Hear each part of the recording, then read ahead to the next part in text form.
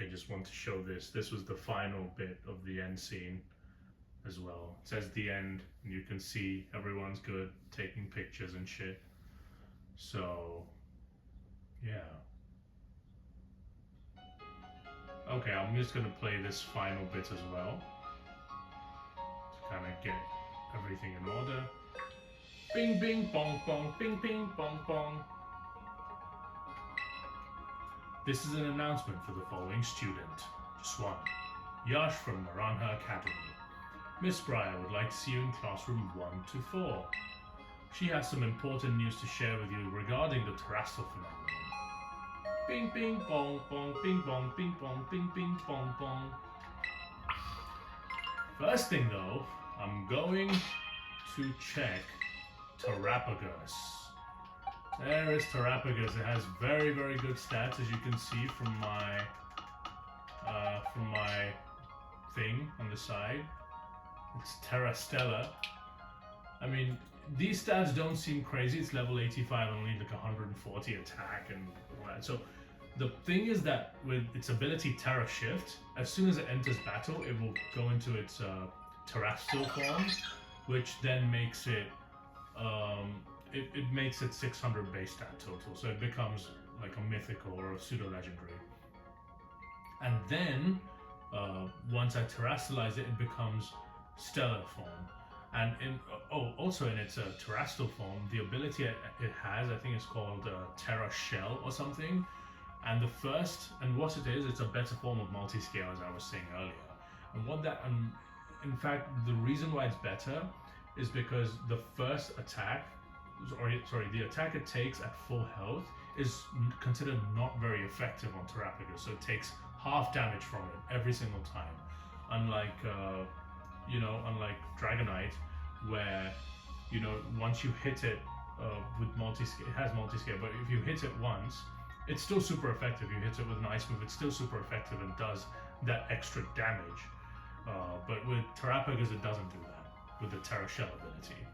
And then when it's in its stellar form, it just goes crazy and has like 710 base stat total or whatever the fuck it's got. But yeah, it goes mental. It's very, very high in all of its stats except physical attack. But yeah, so that's Terrapagus. I'm not gonna touch it for quite some time now. I'm just gonna leave it in the box. I might use it in Terra battles. Look at my starter box. Look at all of these starters I've got. So yeah, go and get your own starters. My secondary team that I had to use with Drayton, that I trained up, that I never used after those 3 battles. But yeah, and this is the rest of my box. But these 2 are in my first team, so I put them in a different box. But these are my other Pokemon that I've trained up for, like fighting League Club members, for fighting other trainers, for keeping myself in the level cap. So this is like my roster, my squad, my army. And then I just like pick and choose what I want based on the matchup that I think is going to be right. Or, if I want to show off. So yeah. Now I'm going to go meet Briar. Maybe I'll just post this as a second video. I know this is actually continuing from the previous one directly, but I'm just going to continue it. No intro, no nothing. Who's here? Oh. Okay, I can go everywhere. I guess I'll go and talk to Amaris, see what she wants. I'll go to Briar afterwards, but I want to know what Amaris and Serrano want. Yash.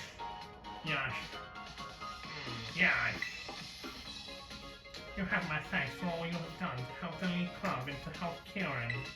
Once you became champion, Kieran withdrew himself entirely from our ranking system. Though I consider this somewhat sad, it's not as if he and I can no longer meet. More than anything, I'm glad he seems to be acting like his former self once more.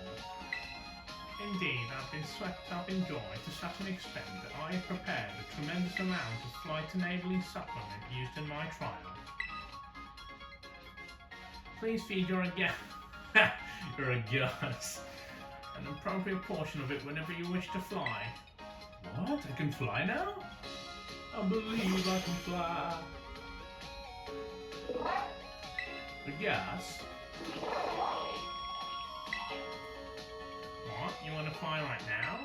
Please slow down. Supplement was never meant to be eaten in such large. It is Koraidon. I can handle anything. Yo, I can fly now! I don't glide anymore. I can just fucking fly. That's sick. I'm gonna fly around after this. It would seem as you're a gas have powered up somehow. This is fucking legendary. What do you think? From the looks of it, it would guess it would gain the power to fly whenever you wish it to. Well, I suppose this is an acceptable outcome. As it happens, there is a super hard course for my flying time trial. You may attempt it upon clearing the hard course. Feel free to do so when you are ready. Koraidon can now fly freely through the air if you press the left stick while gliding. Koraidon will keep moving forward automatically while it's flying. If you press the left stick away, it will go back to gliding. I see. So you press it once, start flying, press it again, start gliding. Cool. Excellent. Time for me to go. So long then. Well, that's the first useful thing she's done, all DLC. Awesome, so I can have a flying Koraidon now. I'm going to go to Briar now, because I feel like Serrano is gonna it's gonna go into like because it's the League Club room, right? So it's gonna be like a tournament and stuff. I'm gonna go talk to Briar, see what she has to say.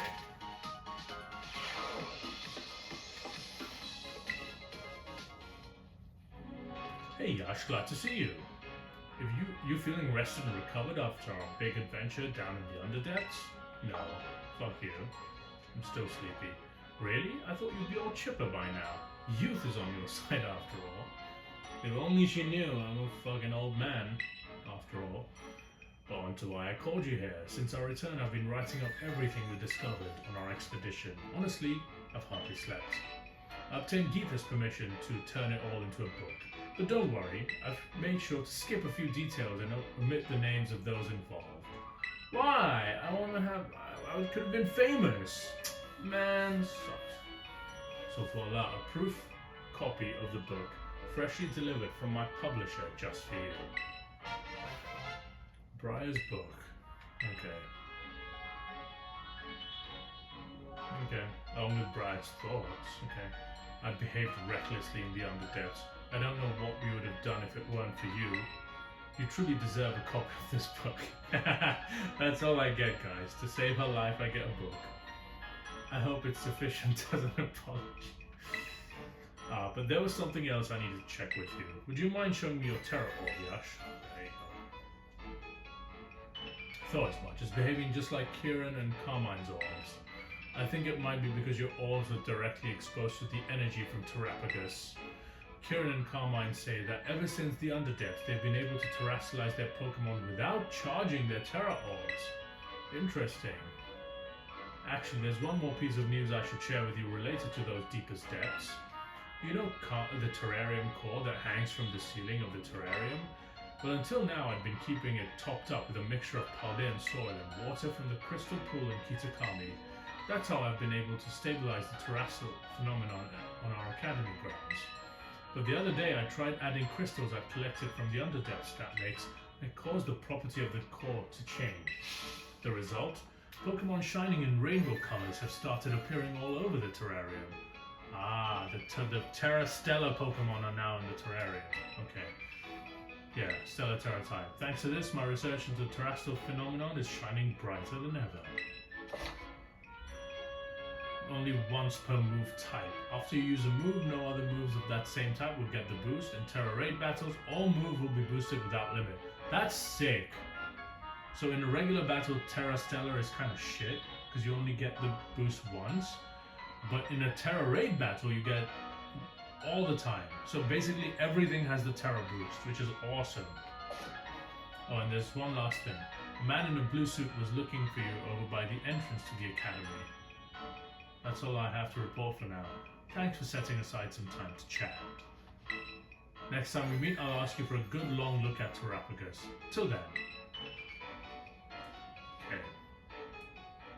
They didn't really show Terrapagus' personality in this. But seems like I have to go talk to somebody now. At the entrance, they said. I mean, Serrano is the one at the... Okay, I'm just gonna go to the entrance because... Wait, did she say entrance or entrance to the Elite Club room? Oh, in a blue suit. This is not really the blue suit, is it? Blue suit, where's the blue suit? This guy. This is a blue suit. Snacksworth here. Oh, would you look at the cut of your jib? You must be the one everyone's talking about. You're the Paldean exchange student, Yash. Well, my name's not Snacksworth. This guy's so ugly. Yes, indeed. Call me Snacksworth. I do love to see young students putting some real effort into their self-improvement, especially the kids who really give it their all for the old barbecues. Blueberry Quest. I reward them with snacks. These snacks I make are very special treats made just to the taste of certain Pokemon. With one of my snacks at hand, you may find yourself running into quite spectacular Pokemon. So come give old Snacksworth the latest whenever you've been hard at work with those barbecues. But Blueberry Quest. Okay, what is this? Let's see if you've been chipping away at those BBQs or not, Yosh. Heavens to Betsy, you've gone and completed 10 solo quests. I'd say you've earned yourself one of my special snacks, Yosh. Entei treat? Oh, I can catch legendary Pokemon now! Yes! I can catch legendary Pokemon now! A snack made from ingredients favored by the legendary Pokemon Entei. This is what I wanted to see! That's the Entei treat. You know Entei, frightfully rare, that one. Not your run-of-the-mill Pokemon. Speaking of Entei, I do recall this one particular encounter when I was a younger fella. Would you believe I simply ran smack dab into Entei while out adventuring in Paldea? You know, that stretch that's dotted with mines, and everywhere you look there's another hole. There was Entei popping through those caves like it was having a grand old time. I don't like to be outshone, but I did my best to keep up with the fella. Whee! What a chase! We ended up all the way up the coast, side by side, and we gazed out over the endless blue. It loves that snack you have over there, so you might just have a shot at meeting it too. If you run into old Entei, be sure to give it my best. Hell yeah, okay. Let's see what else you give me. Let's see if you've been chipping away at those barbecues or not. Heavens to Betsy, you've gone and completed 20 solo quests. I'd say you've earned yourself one of my special snacks. Latios! Whoa, these fucking treats are insane. I can catch Latios now. Hell yeah. That's the Latios treat. You know Latios, frightfully rare, that one. Not the run-of-the-mill Pokemon. Speaking of Latios, I do recall this one particular encounter when I was a younger fella. A moment, I'll be back in a second. Real life has intervened. Alright guys, I'm back. Real life had intervened, but now it's done. So, yeah, where was I? I think he was talking about giving me Latios' location or something.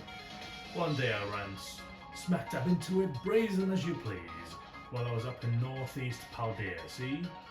Okay, so he is giving me locations. I think Entei, from what I could tell, is in like East Province Area 3, which is where we fought the Titan Orthworm, and this one is in Northeast Paldea. Northeast Paldea is like where the CAF squad is, I believe. We couldn't speak each other's language, but I got the feeling that it was telling me to follow it. So I gave chase when Latios flew off, and I ended up climbing these mighty steep cliffs. Yep, so it's about there, because there's a lot of cliffs in the area where the CAF squad is, so... Next time I looked up, I realized I'd come to a small lake nestled between some jagged cliffs. It was a secret spot, alright. It just loves that snack you have there, so you might just have a shot at meeting it too. If you run into good old Latios, you be sure to give it my best. Okay, so we have locations of Entei and Latios. Let's go for another one. Let's see if you've been chipping away at those barbecues or not. Heavens to Betsy, you've gone and completed 30 solo quests. I'd say you've earned yourself one of my special snacks. Ho-oh! Oh shit, okay. Now we're talking. Fucking box legendaries coming in now. That's a Ho-oh treat. You know Ho-oh? Frightfully rare, that one. Not your run-of-the-mill Pokemon. Speaking of Ho-oh, I do recall this one particular encounter when I was a younger fella. Now this is a real old tale from those long ago days when I just started out as a trainer. Or is he like, it's like how Ash saw Ho-oh literally on his first day as trainer in it, so. I was down in southwest of Paldea, near the cascading waterfalls down there. So, Alfonada, I've been up through the night, training without rest to make my Pokemon stronger. Then Ho-oh appears in the sky above me, glittering and sparkling bright as you ever saw. I'd sure like to believe that it appeared there to cheer me on when I was trying so hard. It just loves that snack you have right there, so you might just have a shot at meeting it too. If you run into good old Ho-oh, be sure to give it my best. Okay. Okay, there's a lot of these it seems. Should I continue? Maybe I'll just continue. I'm not gonna read the next dialogues, I'm just gonna like continue. Heavens to Betsy! Okay, I've done 40, according to him. Oh, Raikou, that's cool. So Ho-oh's son, Raikou. Where's the Raikou then? So I have Entei and Raikou as well. Okay. Racing up a mountain together. The Raikou is no slush, that's for sure. Kept dashing past me and taking the lead. I mean, it's a fucking Raikou, of course. I was huffing and puffing and muttering some colourful things. Chasing a wily Pokemon. But in the end, we were sitting side by side atop that peak, gazing out upon the massive, majestic desert that covers the land to the north. It's in the desert, it's in Asado Desert. It's in that big Ayers Rock area. Okay. Yeah, I'll give it your best. I'll catch it too. I might not catch the Pokemon in a video. I might just catch them off camera and show it to you guys. Let's see. Heavens to Betsy. Okay. Solgaleo. Yes, this is my favorite Gen 7 Pokemon. It's so cool. Solgaleo. I never had the chance to catch this Pokemon because I bought Ultra Moon and you catch Lunala in that one, which is its counterpart. But I can finally catch Solgaleo, which I never really got a chance to do. Awesome. I love Solgaleo. It's a lion Pokemon. What's not to like? That's a Solgaleo treat. You know Solgaleo? Frightfully rare, that one. Not your run-of-the-mill Pokemon. Speaking of Solgaleo, I do encounter... Oh, sorry, whatever. Younger fella. I'd gone to pay Paldea's Pokemon League a little visit at the fine building they've got there. I was just admiring the structure from the outside when one of the staffers noticed me and invited me for a better look. They took me up to the observation deck, all done with their logo of theirs. I was looking forward to the academy and enjoying the view when a shadow fell across us. I kid you not, young friend, it was Solgaleo itself. It was only there a moment before it dashed right off again in a flash, so I couldn't even get in a "how do you do?" It was magnificent. Just loves the snack you have there, so you might just have a shot at meeting it too. If you run into good old Solgaleo, be sure to give my best. So I have to go to the Pokemon League for him, I guess? Alright. Heavens to Betsy! I might just name this episode Heavens to Betsy. Reshiram! Yay, okay. Gen 5, Box Legendary. We're going into the Box Legendary, the Ho-oh, Solgaleo, and Reshiram. Okay. Okay. I saw Reshiram with my own eyes out near a town that I passed through in Paldea. There was a town where there were lots of hard-working folk, where the hard-working folk live, the type that gets their hands dirty. What could this be? The type that gets their hands dirty. The gardening town? So the first one, Portondo or whatever, where the bug gym is, or the grass one, Artisan.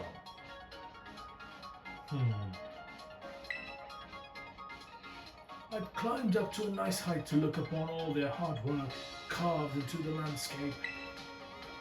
I was just remarking to myself what a fine show of effort it was when I seemed to feel a presence behind me, and then I turned and bam! There was a Reshiram right at my shoulder. I figure it must have been like a good old-fashioned hard work too. Like a good old-fashioned hard work. It loves that snack. Okay, how could this be? Let's see, right? So, from what I can see, oh, 7-star raid, still Swampert probably. Anyway, so this is where one of them is. I think Latios is here. This is the East Province Area 3. I think this is where Entei is. This is the desert. I believe this is where Raiko is. We go all the way down the waterfall area, so around here maybe. Maybe this is where Ho-Oh is, near the Ice Friend Shrine. And then he said hardworking town. Which one could that be?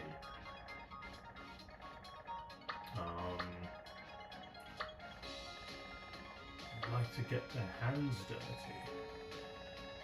Definitely not Levenica or Levencia town. Yeah, I think my best bet is to go to like Artisan. My only thing is like, yeah, my only rationale behind Artisan, where is Artisan anyway? There it is that it's the town where like there's a lot of gardening going on, so people like to get their hands dirty, quote unquote. But hardworking town, what's a hardworking town? I could go to Medali as well, because that's where Larry is, and Larry is like the hardworking man. I'll see it, anyway. Heavens to Betsy! Articuno, okay. That's the least, it's the most underwhelming so far, but I'll take it. Legendary's a legendary. Yo, my box is gonna overflow. I don't have enough space for all this. Frightfully rare that one, not your run-of-the-mill Pokemon.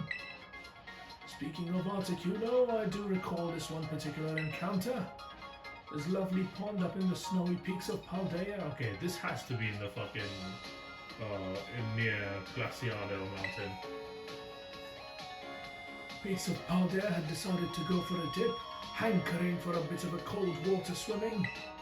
When, would you believe it, Articuno comes swooping down along the nearby waterfall and starts flying above me, singing away. I was tickled pink, I was. Went on merrily singing, even with Articuno, even as the sun set and the moon rose. Before I knew it, it was morning again. It loves that snack. Okay. 170. Heavens to Betsy! It's always heavens to Betsy. What do I get this time? Suicune! Okay, so I can complete the legendary beasts, at least. Get all of them. That there is a Suicune treat. You know Suicune? Okay. I spotted Suicune once while I was enjoying that famous lake you've got in Paldea. Oh, it's a Casseroy lake. We ended up having a little contest of skill, seeing which one of us could get all the way to the shore fastest. We were off like a shot, but that Suicune, well, it runs right over the water, you know. Now, don't it? Me being just your everyday human, the best I could manage was a nice, solid backstroke. It was a fine race though, mighty fine. Even if that Suicune by a whisker, he says. Probably destroyed him in the race. Ran over Kataroya Lake 100 times before he could cross, even a little bit. Okay, so Suicune is at Kataroya Lake. That's the easiest one to find, probably. Heavens to Betsy! Zapdos, okay. Done so many quests. Okay. I'd climbed right up to the tippy top of one of those lighthouses you've got in Paldea, and I was taking in the view over the distant city when, would you believe it, the heavens broke wide open and the rain started pouring down on me. I thought I'd better get out of that mess in a hurry, so I turned to head down again. Then the whole sky lit up like a huge crash of lightning, and Zapdos came flying out of nowhere. RKO'd him out of nowhere, man. It blew right by me quick as a flash. It loves that snack you have right there, so you might just have a shot at meeting it too. If you run into good old Zapdos, you be sure to give it my best.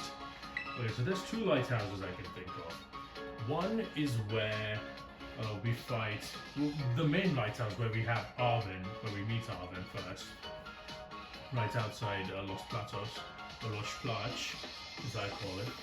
And the other one could be where this guy was. What was his name? The Mexican guy. What's his name, bro? Oliver? No. The fairy squad. Ortega. Oh my god, Oliver. Holy shit.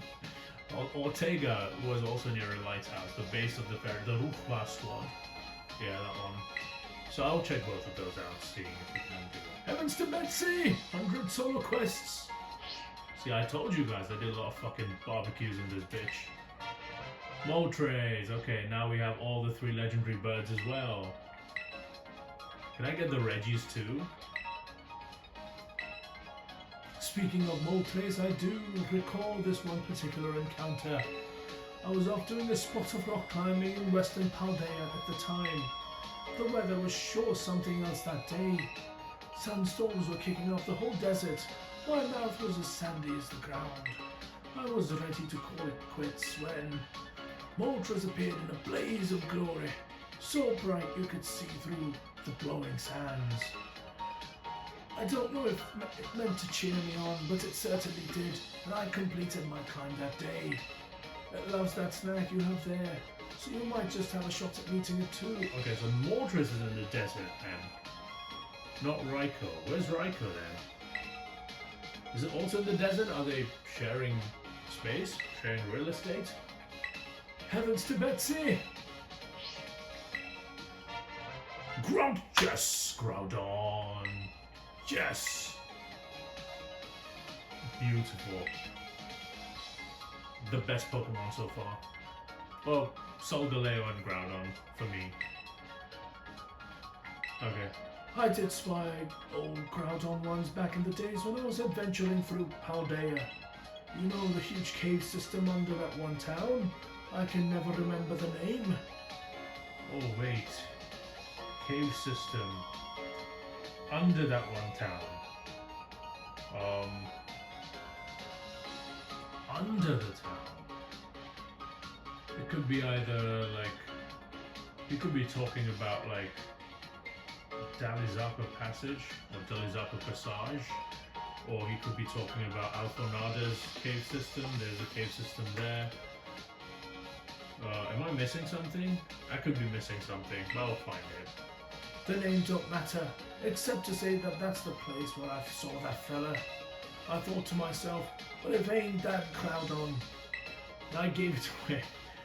What else are you supposed to do when faced with the continent Pokemon, I ask you?